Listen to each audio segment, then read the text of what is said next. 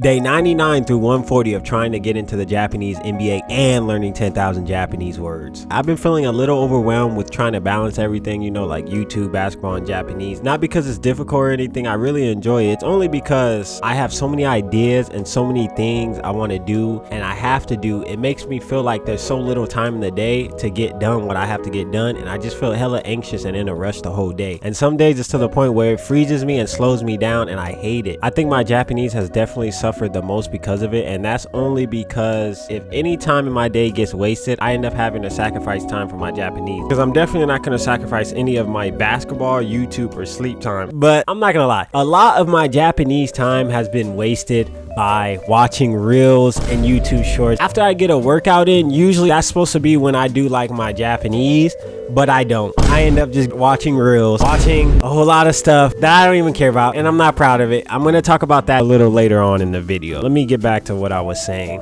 The two priorities of this journey right now is YouTube being number one, and basketball is a very close number two. After some time, basketball will be the clear number one priority, but I realize right now I gotta really lock in on YouTube. I've been doing all right with it, but I gotta do better and focus on actually making good content, like really good content, faster instead of worrying about views, you know? And also, I gotta really start posting more shorter content across all of my social media. So follow me on my Instagram, SupremeEO. Even though Japanese is not as important, I am gonna lock in on it because this November, I'm gonna aim to learn at least 500 new words. At first, I was trying to do 600 a month, but that's just a little too time consuming, so I dropped it a little bit to see how it goes. I'm also going to make a video at the end of the month of me showcasing my current Japanese abilities for the first time on this channel by taking the big, bad, scary JLPT test. All right. The practice test. Then I'm gonna read some random stuff online to, you know, showcase my reading ability, and then go on like Omingo or something, some sort of talking app I'm just gonna practice speaking. All right, I'm gonna actually record it and give it to you guys because I've been talking about that for a minute. I haven't even showed you guys me speaking at all yet. But anyway, like I was saying earlier, it feels like there's so little time in the day that it's been making me feel hella anxious and just in a rush. But the way I've been dealing with it is just trying to focus on staying calm throughout my day. Been trying to just not rush the process, working as fast as I can, but being okay with how long it might take, because there's a lot of times where I would be editing a video or doing my cards and I'll realize how much I have left and just get overwhelmed and just try to distract myself and waste time like a bitch ass nigga, bro. But yeah, staying calm, just taking action, not rushing the process, and staying the F off of my phone and staying away from the devil that is reels and shorts. Like for me, it's not really a problem in the morning because I know better not to touch my phone. The problem for me is at night, because I'll stay up way longer than I expected, losing sleep and just wasting my time watching reels and just YouTube in general at night, and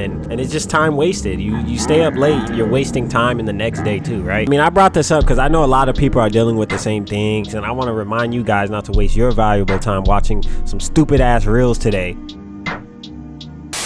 As far as basketball goes, I've been dealing, okay, so let's get into this. All right, I've been dealing with what I believe to be restless leg syndrome. Okay, so let me explain. The past 3 weeks, I started feeling like a lot of pain all throughout both of my legs when I would hoop, and I tried resting and it would go away and then randomly pop back up, and then, you know, I just tried playing through it, and I started to notice that after like an hour of hooping or any activity, the pain would go away. And so I kind of thought like I needed to just warm up better, or just like, you know, warm my body up better, but it was so painful to the point where I thought like that doesn't make any sense. Like something's not right. You're not supposed to feel this much pain every time you warm up, right? So up until last week, I finally did some research on it, and I'm pretty sure, like I said, it's restless leg syndrome. And so basically what that is I'm lacking like vitamin B. But let me just play this clip from Dr. Berg. Lactic acidosis. Now, what the heck is that? Without getting too technical, it's a condition where you have too much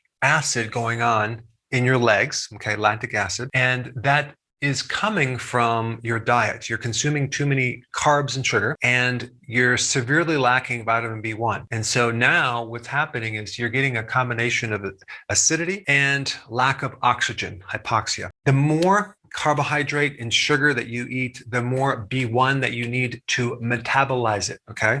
And so that's the underlying cause. It's a B1 deficiency causing this because the diet's too high in carbohydrate. The good thing is though, the last few days I've been doing what Dr. Berg says, and I've been taking my vitamin B complex, potassium and omega and all that, and for now it appears to be working, and I'm really happy about it. Like literally the other night I was able to just run all night, play full court defense without any pain. I felt great, and I guess, you know, it's doing its thing. This is the thing though, you guys, I knew for a fact that I would and will continue to run into little stuff like this when I started this journey. Like, this is completely unavoidable, and all you can do is figure out the problem and solve it as fast as you can and move on and get back to training. You know what I'm saying? I wasn't stressing it at all, because I understand this is what comes with the territory of trying to become a pro athlete, and I'm completely cool with it. Like, I'm gonna run into little stuff like this, but I know I'm gonna be able to figure it out and then just keep moving on. And so because of that little situation, it's been causing me to lock in on my diet. Now, don't get me wrong, I don't eat bad. I don't really eat any junk food at all. However,